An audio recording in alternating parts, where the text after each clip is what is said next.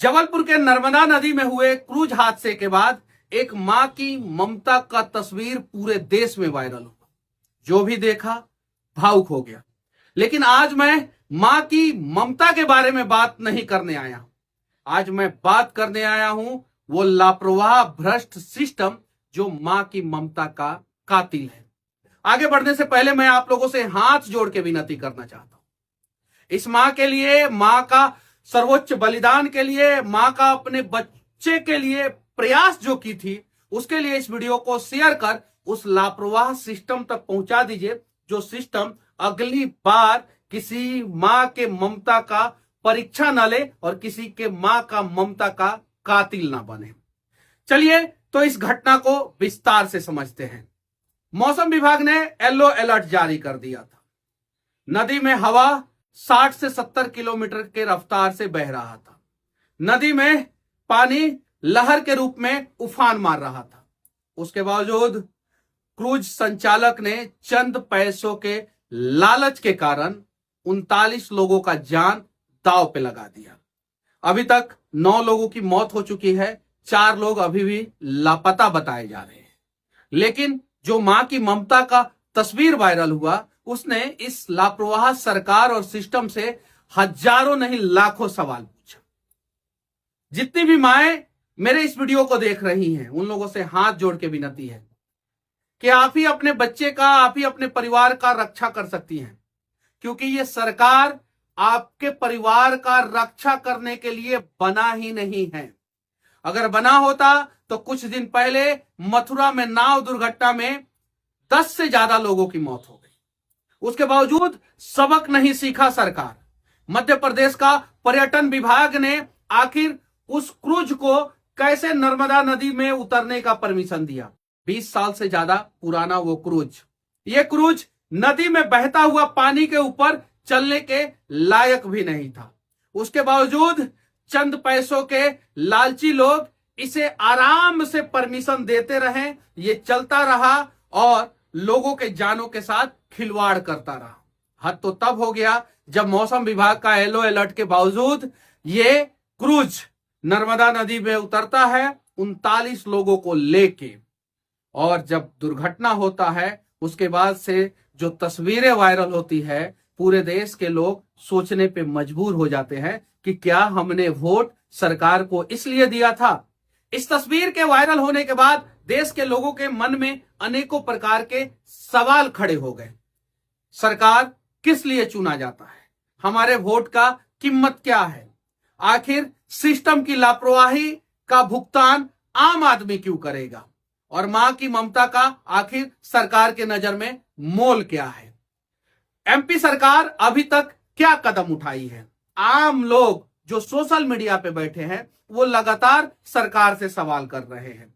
इस लापरवाही के लिए जो लोग जिम्मेवार हैं उन्हें क्या सजा मिलेगी? वो सरकारी तंत्र, वो सरकार का सिस्टम, उसके ऊपर सरकार के द्वारा क्या कार्रवाई किया जाएगा? 1, 2, 3, 4 आदमी को सस्पेंड, उसके अलावा क्या होगा? 9 लोगों के जान का कातिल आखिर कौन है? इस मां के ममता का कातिल आखिर कौन है?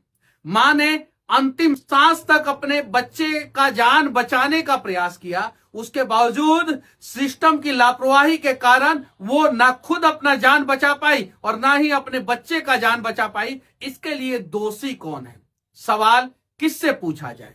अगर ज्यादा तीखे सवाल पूछ दिए जाएंगे तो सरकारें बुरा मान जाएंगी, और जब सरकारें बुरा मान जाती है तो आवाज को दबाने का प्रयास करती है। और एक यूट्यूबर का आवाज कैसे दबाया जाता है? उसके चैनल को डिलीट करा के, उसको जेल में डलवा के, और इन सारे चीजों का भुक्तभोगी मनीष कश्यप ऑलरेडी है।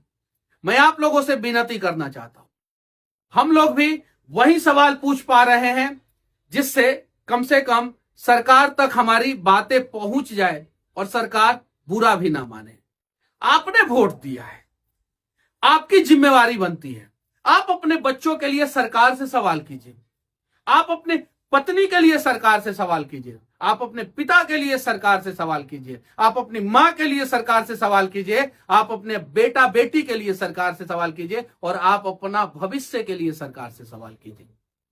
बिहार में भी गंगा नदी में अनेकों बार नाव दुर्घटना हुआ है, लेकिन उसके बावजूद सरकार अभी सचेत नहीं हुई है। बिहार में जो नाव दुर्घटनाएं होती है उसके ऊपर सरकार ने अभी तक कदम क्या क्या उठाया है उसे आम पब्लिक के बीच में सार्वजनिक करे।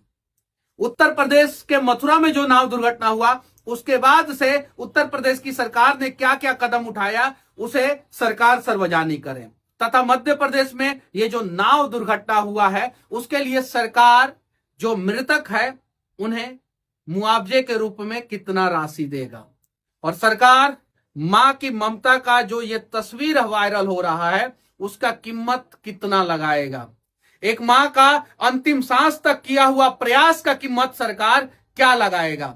इस मां और बेटे को सरकार अब किस प्रकार से इंसाफ दिलाएगा। हाथ जोड़ के विनती है, वीडियो को शेयर करके उस लापरवाह सिस्टम तक और उस लापरवाह सरकार तक पहुंचा दीजिएगा।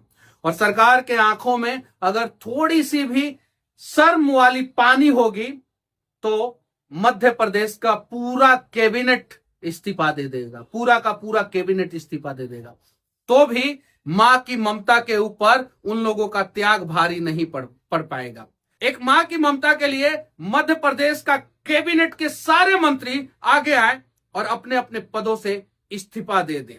यकीन मानिए आपका एक इस्तीफा ना जाने आगे भविष्य में कितने माओं के ममता का रक्षक बन जाएगा, कितने बच्चों का भविष्य बचा लेगा और कितने लोगों का जान बचा लेगा। अब देखते हैं मध्य प्रदेश सरकार से कौन ऐसा मंत्री आगे आता है और वो अपना इस्तीफा सरकार को सौंपता है और ये कहता है कि ये जिम्मेवारी हमारी है, हमारी लापरवाही है और हमारी गलती के कारण ये मां के ममता का कत्ल हुआ है और इसलिए हम इस्तीफा देते हैं।